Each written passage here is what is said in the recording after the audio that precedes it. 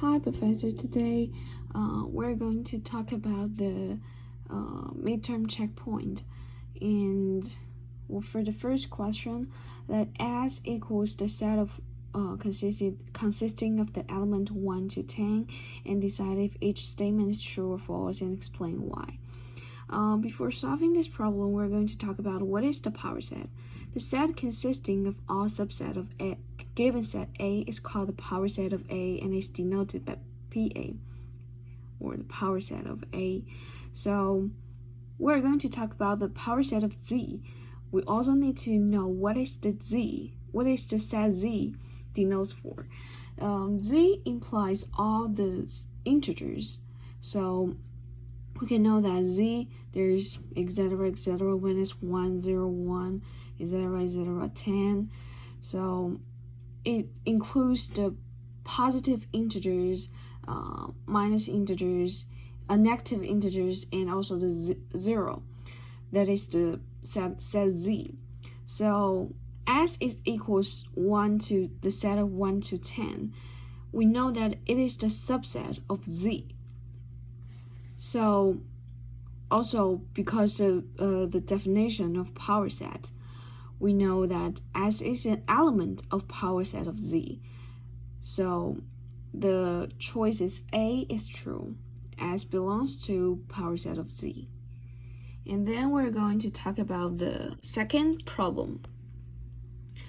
Come up with an example of open sentences Px and Qx with the property that for all x belongs to Z, Px implies Qx is false, but there exists an Z such that Px implies Qx is true. For all x belongs to Z, I chose that Px is for all x belongs to Z, the absolute value of x larger or equal than 0, which is true. And for Qx, I chose that for all x belongs to Z, x larger than 0, which is false for the negative integers and the 0. Because the Px is true and Qx is false, so Px implies Qx is false. And for the second one, we know that we need to find that there exists an x. So for Px, I chose there exists an x belongs to Z. The absolute value x is larger or equal than 0, which is true.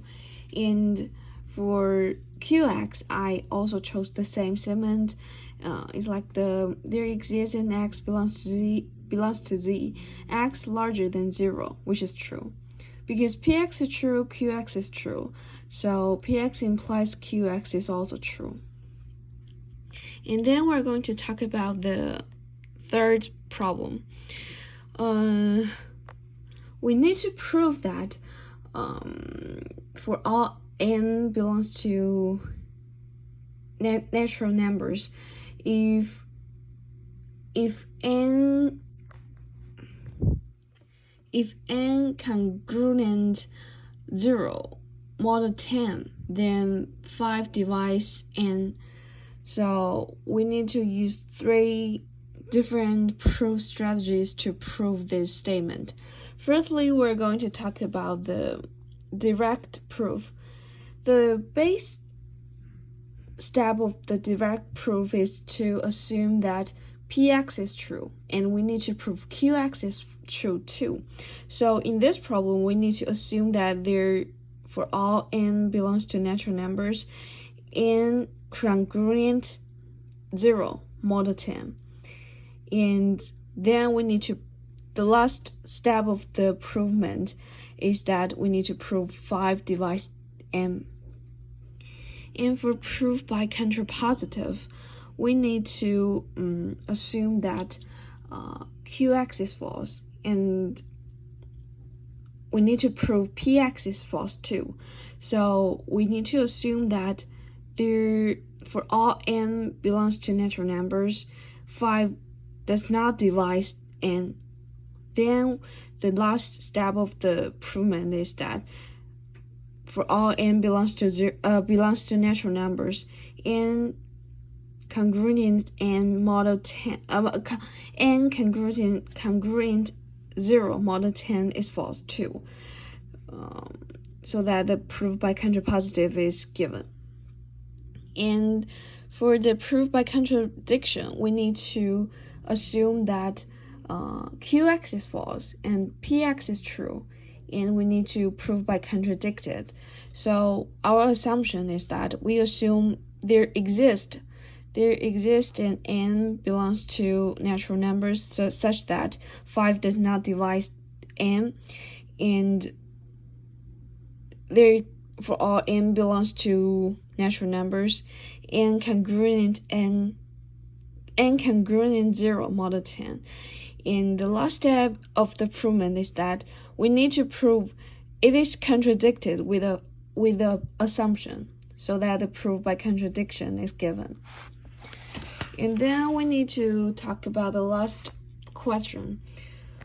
The last question is that we need to make a true statement about Cartesian products of the sets can be proved using an example, and another which cannot be proved with an example.